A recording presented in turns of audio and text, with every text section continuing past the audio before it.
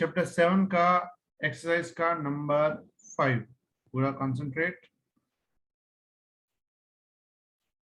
What is the net power absorbed by each circuit over a complete cycle? Explain your answer in 7.3 and 7.4। बोला हुआ है net power one cycle पे कितना होगा।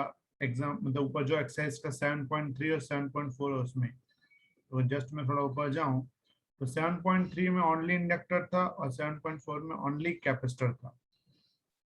तो पूछा है दोनों में पावर कितना होगा। तो हम क्या लिखेंगे, in only inductor circuit current is lag behind the voltage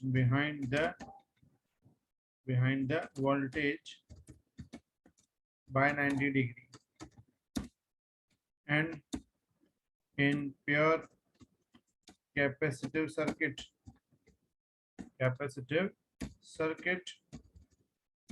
current is lead ahead of voltage by 90 degree. दोनों में थीटा क्या है, 90 है। एक में -90 है, एक में +90 है। तो पूछे पावर, तो पावर की फॉर्मूला होती है P is equal to VI cos phi। और phi में हम लोग डाल देंगे 90, तो cos +-90 जो है वो तो हो जाता है 0, तो पावर भी क्या हो जाएगा 0। मतलब only inductive circuit and only capacitive circuit में नेट पावर यानी कि एवरेज पावर हमेशा 0 होता है।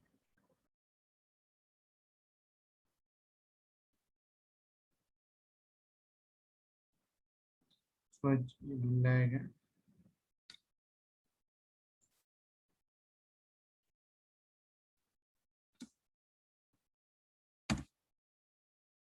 लिख लें।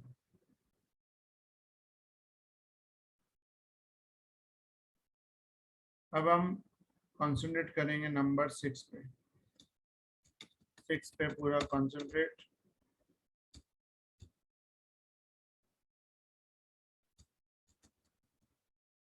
बोला है obtain the resonant frequency omega of series LCR circuit where L is equal to 2 henry. L दिया है 2 हेनरी,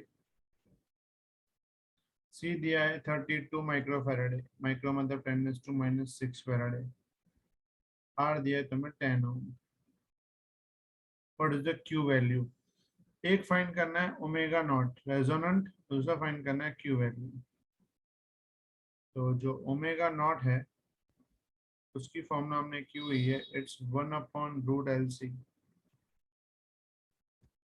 तो 1/√L, L की जगह 2, C की जगह 32 10⁻⁻⁶। तो 32 इंटू 2 64, 64 का रूट होता है 8 और ये 10⁻³ हो जाएगा। इसको ऊपर ले जाएंगे तो ये बन जाएगा omega naught is equal to 1000/8। तो अगर मैं 1000/8 करूं तो ये वैल्यू मिलेगी 125 रेडियन पर सेकंड। ये हमको ओमेगा नॉट मिला। दूसरा बोला फाइंड क्या करो, Q वैल्यू। तो Q की फॉर्मूला होती है 1/R√L/C। 1/R कितना है 10, रूट में L क्या है 2, C क्या है 32 10⁻⁻⁶। तो ये हो जाएगा 1/10, ये हो जाएगा 10⁻⁶ ऊपर, और 2 को 32 की टेबल लगेगी तो नीचे 16 आएगा। तो 10⁻⁶ का रूट होता है 10⁻³ और 16 का रूट होता है 4। तो ये हो जाएगा 100/4, इट बिकम्स 25। और Q वेक्टर का कोई यूनिट होता नहीं है, तो Q वेक्टर मिलेगा 25।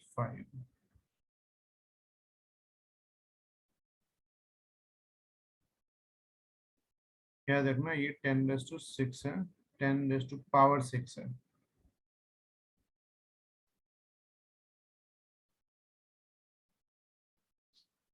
अब नंबर 7 पे कॉन्सेंट्रेट।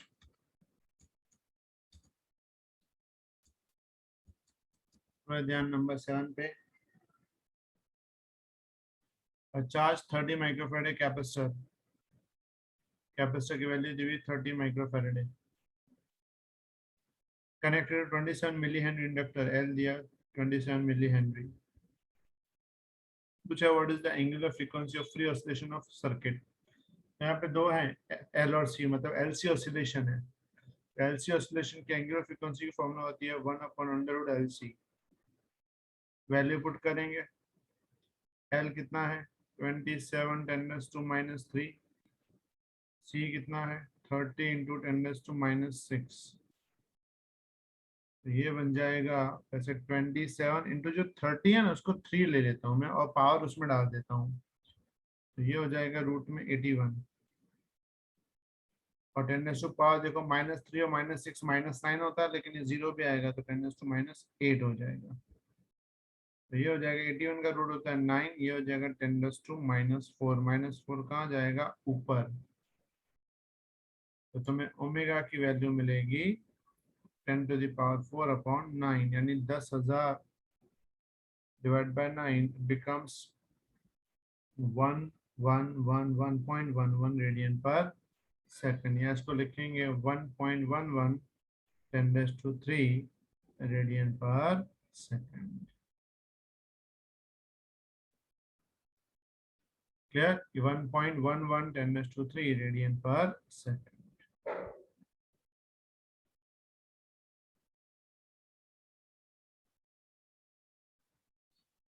सिंपल ही सम्स हैं, सिर्फ फॉर्मूला तुम्हें याद होनी जरूरी है। अब हम करेंगे नंबर 8। 8 पे पूरा concentrate.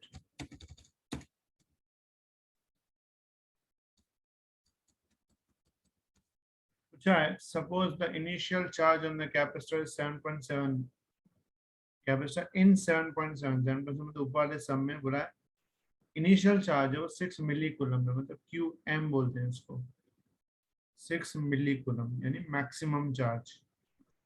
What is the total energy stored in the circuit? तो एनर्जी की फॉर्मूला में पड़ी हुई है U is equal to Q²M/2C। QM कितना है 6 इंटू 10⁻³ का स्क्वायर, और नीचे C जो है वो दिया हुआ है, कितना दिया है C दिया है तुम्हें 30 माइक्रोफैराड। माइक्रो मतलब होता है 10⁻⁻6। ये दिया है वो 7 नंबर सम में, क्योंकि यहाँ पे लिखा है 7.7 है, 7 की वैल्यू लेनी है। अच्छा इसको सॉल्व करते हैं। 6 का जो स्क्वायर आएगा 36, डिवाइड बाय आएगा 2 डिवाइड बाय 30, तो ये मिलेगा तुम्हें 0.6, और पावर की बात करें तो ये कैंसिल हो जाएगा, यानी जूल आएगा एनर्जी में। फिर बोला what is the total energy at later time. याद रखना at later time energy is shared between inductor and capacitor,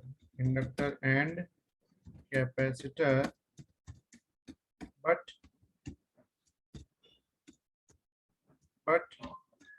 total energy remains same, total energy change नहीं होगी, टोटल एनर्जी सेम रहेगी 0.6, लेकिन वो इंडक्टर कैपेसिटर में शेयर होती रहेगी। कभी इंडक्टर में मैक्सिमम, कभी कैपेसिटर में मैक्सिमम, आपस में चेंज होती रहेगी।